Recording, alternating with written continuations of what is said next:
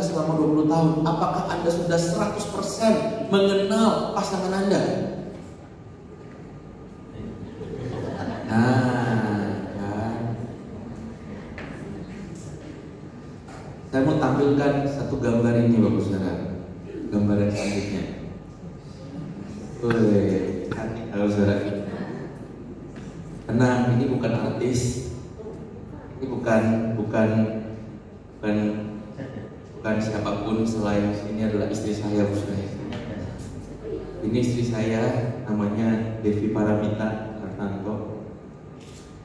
Sekali lagi, Bu Saudara, saya punya banyak pengetahuan tentang orang ini, tapi sampai hari ini saya masih berusaha untuk memahami dan mengetahui, karena ada masa-masa di mana kayaknya yang ini pengetahuan yang baru buat saya. Begitu saya tahu, setelah beberapa waktu kemudian kayaknya ada lagi nih yang baru, ilmu yang baru. Kalau saya mau tulis pengetahuan saya tentang dia, Bapak Saudara lihat tulisannya kecil-kecil, Saudara. Ini semua sertifikat yang dia terima, Saudara.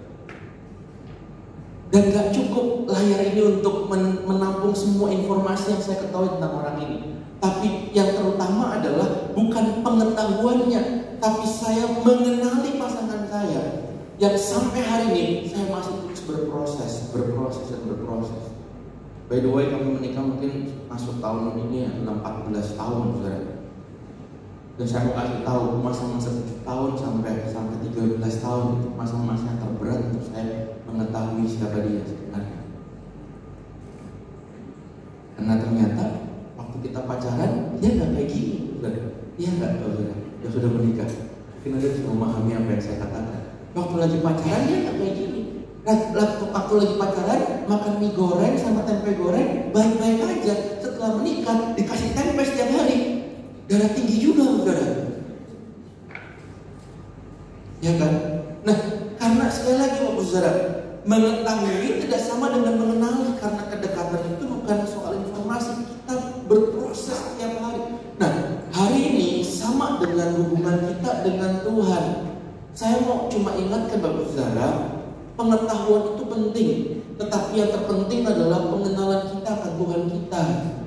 Hari ini mungkin Bapak Saudara sering langganan YouTube orang-orang yang hebat berdiskusi tentang Alkitab, tentang teologi, tentang mungkin negara ini, tentang apapun juga. Tapi jauh lebih penting daripada semua pengetahuan kita, itu adalah pengenalan kita. Karena pengetahuan itu bicara tentang knowledge, informasi, fakta yang diketahui secara intelektual.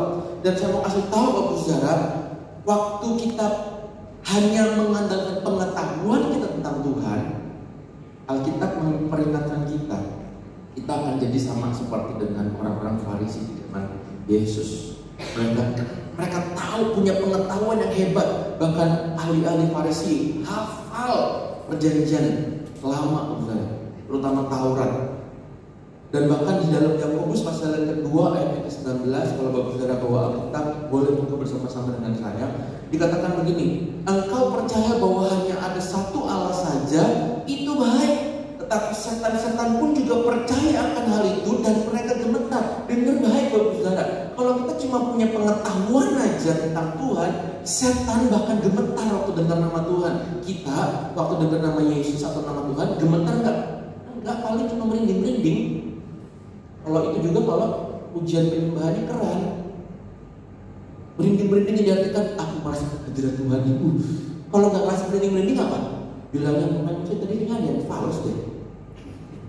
Ya, saya nggak merasain hadirat Tuhan nggak ngangkat, nggak ngerasain merinding-merinding. Bapak Ibu Saudara, saya kasih tahu, Anda kalau jam 12 malam lewat kuburan sendirian juga merinding, Bapak Saudara. Iya nggak sih? Terutama wanita-wanita, apalagi kalau yang ke WC kita ditemenin sama suaminya, merinding nggak kalau malam? Merinding, Saudara. Jadi apa bedanya hadirat Tuhan dengan hadirat setan? Kalau cuma artinya merinding-merinding. Loh, bahkan setan itu juga hafal firman Tuhan. Makanya dia menguji Yesus dengan firman. Iblis berkata, ada tertulis. Ada tertulis. Nah, kita aja kadang-kadang gak hafal satu ayat, Bapak Saudara. Betul lah, betul. Nah, makanya Apakah pengetahuan itu membuat kita punya pengenalan akan Tuhan? Iblis punya pengetahuan, orang-orang Farisi hebat dalam pengetahuan, tapi mereka gagal mengenali siapa pribadi Yesus, siapa pribadi Tuhan. Makanya pengetahuan bisa jadi koleksi fakta tanpa kuasa transformasi. Pengetahuan kita bisa jadi cuma sebatas koleksi fakta aja, tapi nggak punya kuasa yang mengubahkan kehidupan kita. 2 Timotius pasal 3 ayat 5 dikatakan begini, secara lahiriah mereka menjalankan ibadah mereka, tetapi pada hakikatnya mereka memungkiri kekuatannya. Jauhilah mereka. Orang-orang yang hanya dikuasai oleh pengetahuan aja, mereka cuma punya kumpulan fakta-fakta, tapi mereka nggak pernah mengalami perubahan kehidupan melalui fakta-fakta itu. Mengaku Kristen, tapi hidup dalam dosa, keserakahan, kejahatan. Itu 1 ayat 16 memperingatkan, saudara. Matius 23 juga mengingatkan orang Farisi menaati aturan peribadatan tapi menolak kuasa Yesus. Sama seperti kita, saudara, kalau kita hanya dikuasai oleh pengetahuan, kita hanya menjalankan ritual agama tanpa kita mengetahui dasar yang sesungguhnya. Ibadah kita hanya dilihat dari tampak luarnya aja. Makanya heran bagi saudara, ada banyak orang yang sudah mengaku Kristen, tapi waktu datang ke gereja menjalankan ibadah mereka hanya penuh dengan judgment, penghakiman pada yang lain. Ada yang lucu. Saya melayani sepanjang 10 tahun ini di gereja anak muda, saudara.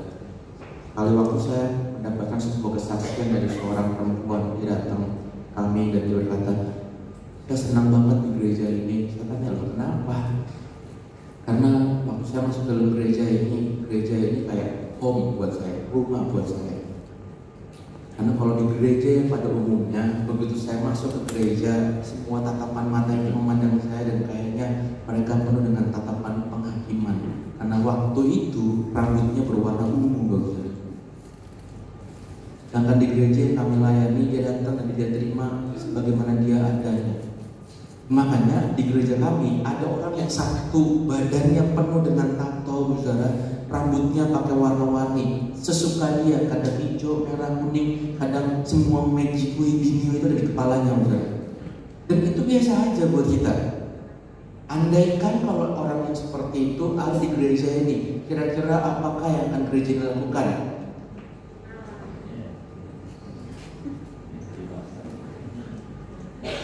Jujur aja, saudara ya, kali waktu anak rohani saya yang pakai baju compang-camping seenaknya sendiri, pakai celana pendek, tatoan, badannya penuh dengan tato, rambutnya digimbal warna-warni, datang ke stadion mini, dan semua mata memang mengarah pada dia, saudara. Itu kayak, ini orang dari mana? Ini jemaatnya siapa? Kadang-kadang dalam hati saya malu juga ya bahwa orang ini. Tapi itu yang terjadi di gereja, saudara. Saudara. Makanya di zaman dulu ya Pak, kasih tahu Pak, zaman 10 tahun yang lalu baju-baju begini kita rohani Pak. Pakai jeans di gereja, pakai sepatu kets kayak kita ini, gak rohani Pak.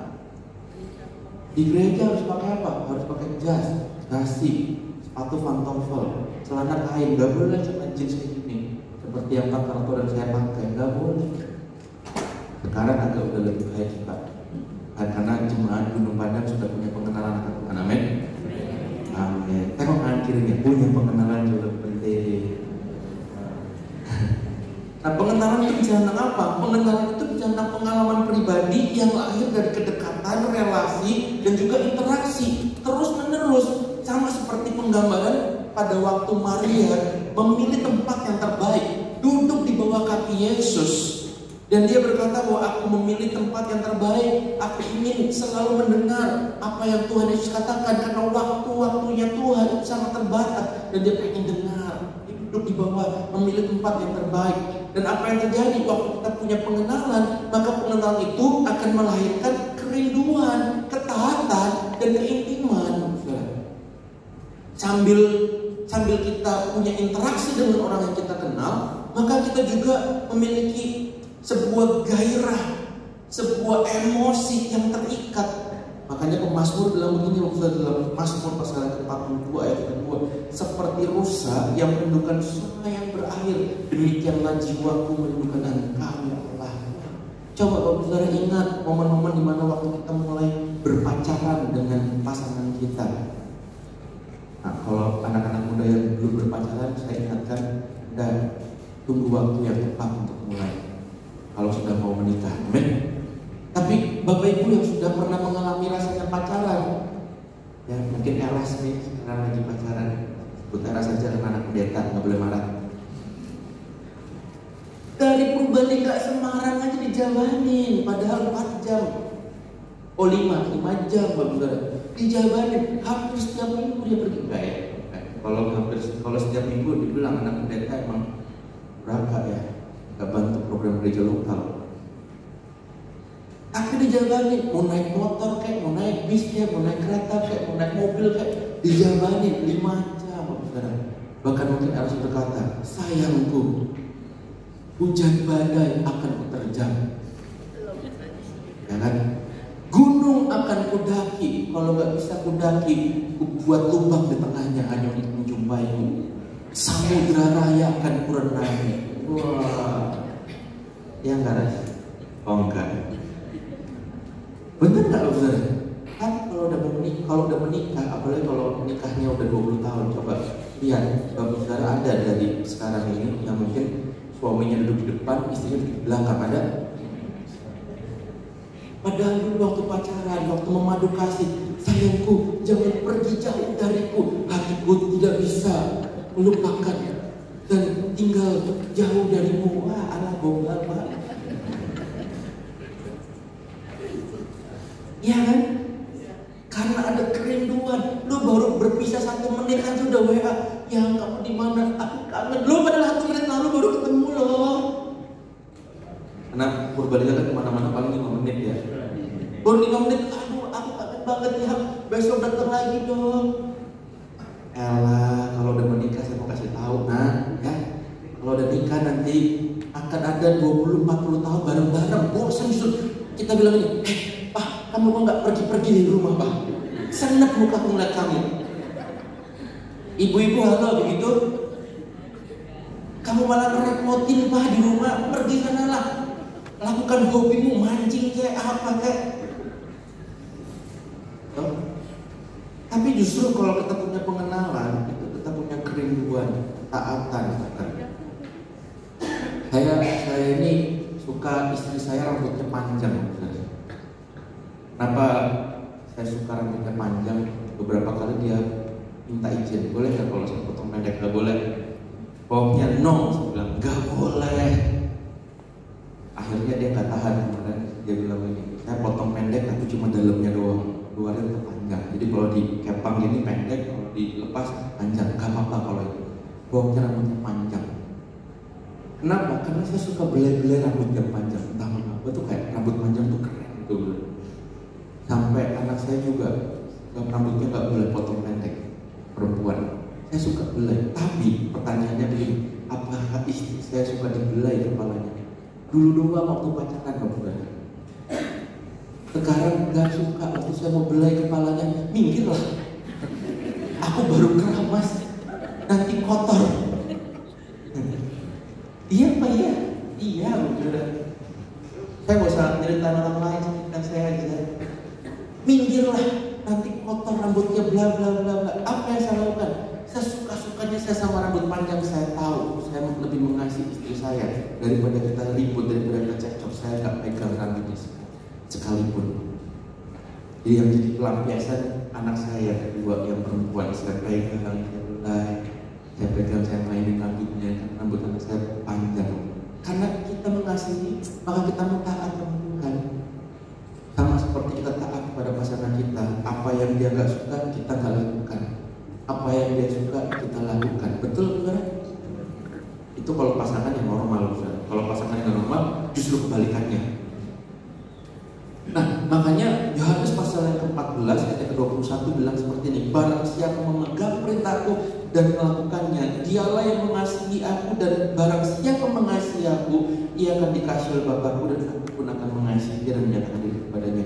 Barang siapa memegang perintahku dan melakukannya, dialah yang mengasihi aku. Nah, dalam kehidupan kita, apakah kita sudah mengasihi Tuhan dan melakukan apa yang Tuhan mau? Dasarnya bukan karena hukum, tapi karena kita punya pengetahuan. Bukan cuma karena pengetahuan, tapi karena kita punya pengenalan, kita mengasihi dia. Kalau kita cuma punya pengetahuan, maka berdasarkan hukum aja, adat istiadat aja, sesuatu yang sudah biasa. Pengetahuan kita kan seseorang bukan jaminan pengenalan, sebab pengenal tumbuh dari relasi, bukan sekedar dari wawasan. Nah, Hosea pasal yang ke-6 ayat yang ke-6 ini jelas membuat sebuah penegasan di mana Tuhan itu mencari hubungan dan bukan rutinitas agama. Sebab aku menyukai kasih setia dan bukan korban sembelihan, dan menyukai pengenalan akan Allah lebih daripada korban-korban bakaran. Dan anehnya Bapak Saudara, nubuatan Hosea ini dikutip sama Yesus sebanyak 2 kali Bapak Saudara. Yang pertama pada waktu Yesus duduk dan makan bersama dengan Matias, seorang pemungut cukai, orang yang katanya menjual bangsanya sendiri, dibenci. Dan orang Farisi bilang ini, kok Yesus duduk sama orang yang berdosa katanya. Ya, dia orang Farisi yang cuma hebat karena pengetahuan, dia mulai menghakimi, kok dia duduk sama orang berdosa. Dengar baik Bapak Saudara, gereja ini adalah tempat di mana orang berdosa seharusnya kumpul. Yang setuju kata amin.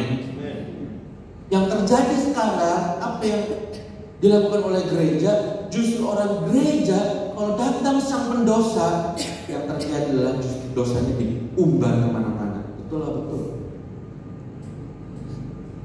Sekarang saya mau tanya, siapa banyak dari Bapak Saudara yang sudah dosanya sudah habis, gak ada dosa lagi? Pak, saya sudah hidup kudus kok. Ada? Saya juga gak berani angkat tangan. Pak, Bu, kita ini dibenarkan sama Tuhan. Maka waktu kita melihat orang yang berdosa lainnya, justru seharusnya yang terjadi bukan kita menghakimi, tapi kita mendorong dan mensupport orang yang justru berdosa untuk mengenal Tuhan. Itu Matias tadi ada di dalam Matius pasal ke-9 ayat 13. Yesus berkata, pergilah dan pelajarilah arti firman ini yang bukan, dan ialah belas kasihan dan bukan persembahan. Artinya Yesus mengutamakan hubungan kepada orang-orang lain yang juga berdosa, saudara. Karena Tuhan berkata, aku datang bukan untuk orang yang tidak berdosa, tapi aku datang untuk orang-orang yang berdosa, untuk kita, saudara. Nah, yang kedua, Yesus mengutip pada waktu para murid-muridnya itu memetik gandum di hari Sabat, saudara. Waktu saya pelajari, apakah ada masalah dengan memetik gandum? Sehingga kemudian orang Farisi berkata, loh harusnya kan kamu gak boleh bekerja. Dan memang Keluaran pasal ke-20 memberikan sebuah perintah, kuduskanlah hari Sabat, jangan bekerja. Tapi di zaman itu mereka menambah-nambahi dengan adat dan istiadat mereka.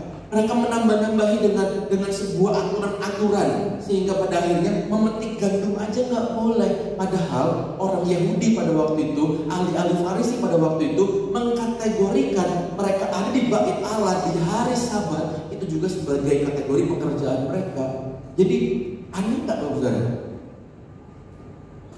Orang Farisi berkata, hei kamu nggak boleh metik gandum, kamu nggak boleh bekerja di ladang. Tapi orang Farisi ini bekerja di rumah Tuhan. Nah, Yesus bilang begini, loh, bukankah kamu ini mengerti belas kasihan? Di sini ada orang yang lapar. Masa kamu tega hanya sekedar hukum adat istiadat, sehingga kehilangan belas kasihan, hanya mengutamakan ritual. Hari-hari ini banyak yang betul, saudara ya. Kalau nggak datang ke gereja, bilang wah kamu nggak rohani. Kalau nggak datang menara doa, wah kamu berdosa. Ada nggak yang bilang begitu, saudara? Saya berdoa di sini nggak ada, di Purwokerto banyak. Kalau nggak ikut bilang, wah, gak rohani kamu, berdosa di depan Tuhan. Sibuk dengan aktivitas rohani, kita sibuk dengan kegiatan gereja, tapi waktu di rumah kita tampar istri, kita tampar suami, ngomong kita gak betul. Itu terjadi kan? Terjadi. Makanya ini kesimpulan saya yang terakhir. Saya sudah bikin perbandingan. Semoga saudara bisa baca. Kalau saudara nggak bisa baca, nanti minta aja sama orang multimedia. Kalau orang yang punya pengetahuan, dia fokusnya hanya tahu ayat, tahu doktrin, bahkan mungkin hafal ayat dan hafal doktrin. Tapi kalau orang punya pengenalan, bukan cuma hafal, mungkin cuma 1-2 ayat yang dia hafal, tapi fokusnya adalah dia hidup dalam firman. Firman itu diizinkan untuk mengubah kehidupannya.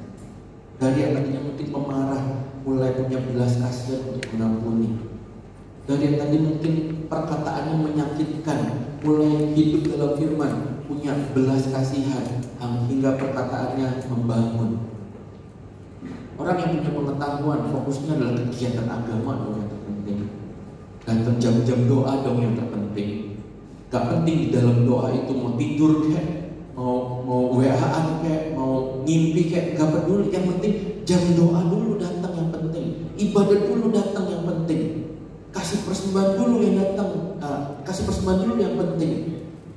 Tapi orang yang hidup dalam pengenalan, bukan karena kegiatannya yang terpenting, tapi kehausan akan pribadi Tuhan yang terpenting. Makanya orang-orang yang punya pengenalan akan Tuhan, dia akan datang dengan kerinduan, bukan karena jam ibadah yang sudah pasti. Sehingga kalau orang yang punya kerinduan, mereka akan berkata, Pak, bisa doa nggak? Kalau nggak doa, boleh nggak saya doa sendirian aja? Kalau nggak ada jam doanya, saya doa. Kenapa? Karena kita punya kerinduan. Nah, saya ambil contoh, saudara. Saya udah hidup di dalam lingkungan gereja itu udah 40 tahun, saudara. Bahkan 30 tahun saya hidup dalam pastori.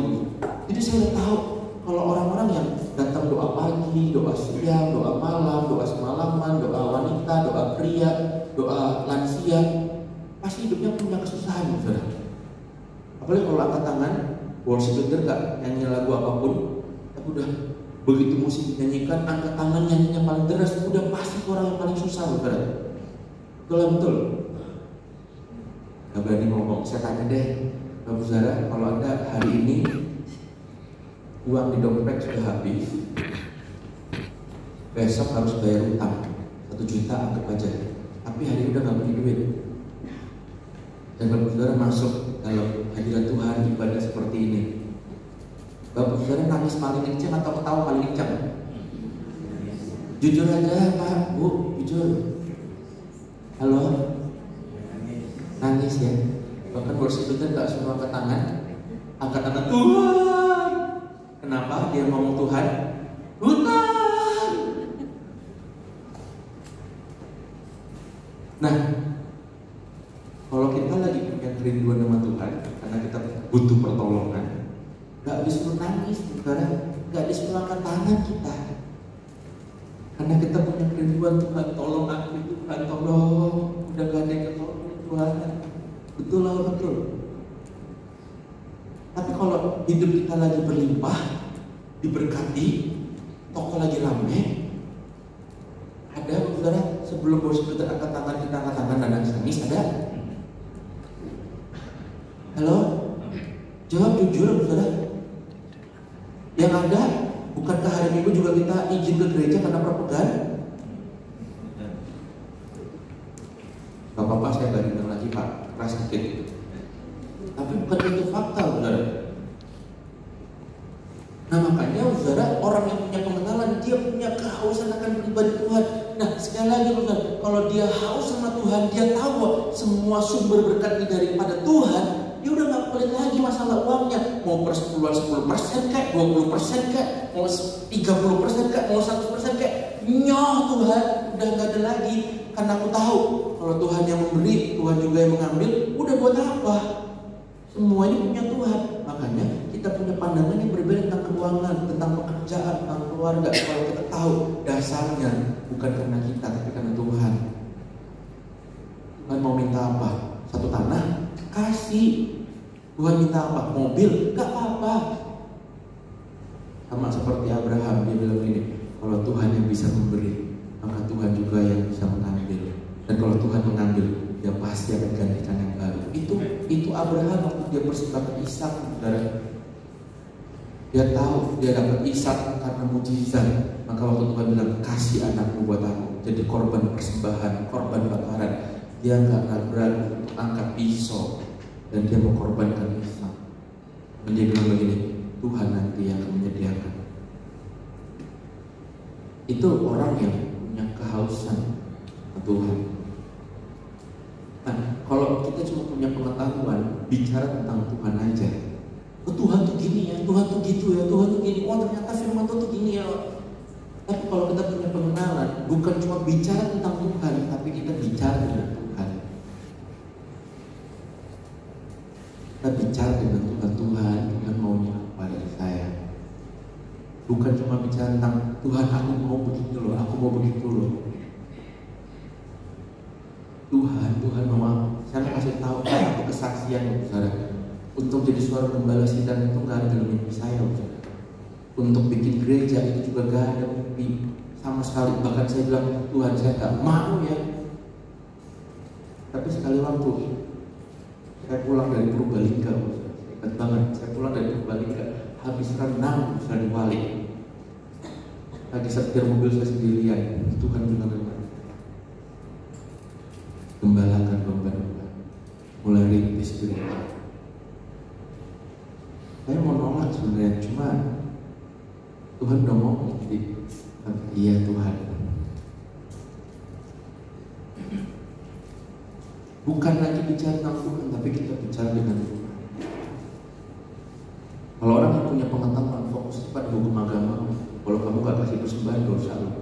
Kalau kamu nyembah Tuhan gak angkat tangan dosa lo.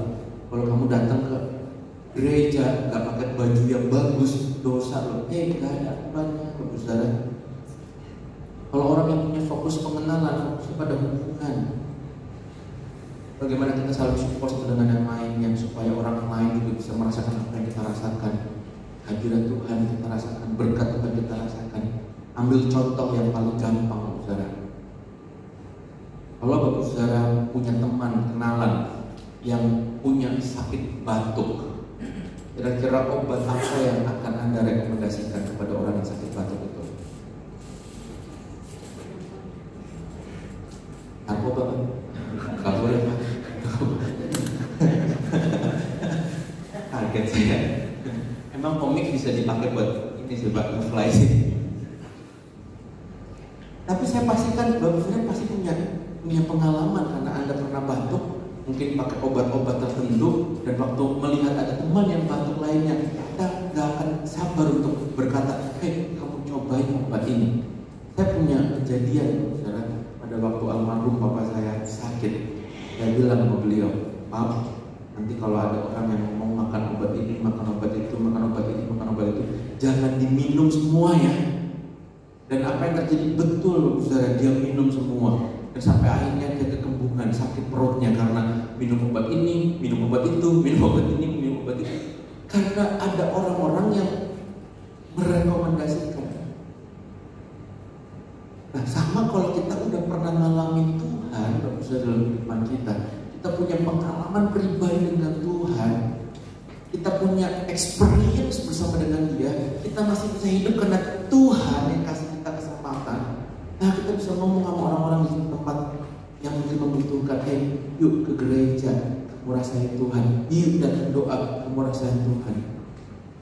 Dan saya mau kasih tahu, saudara, justru itulah kesaksian yang hidup, yang mengubahkan dan memberkati. Karena itulah firman yang hidup yang keluar dari kesaksian kita. Firman yang sudah berubah menjadi sebuah kesaksian adalah firman yang hidup. Amin, saudara. Nah, makanya hari ini yuk kita fokus pada pengenalan kita akan Tuhan.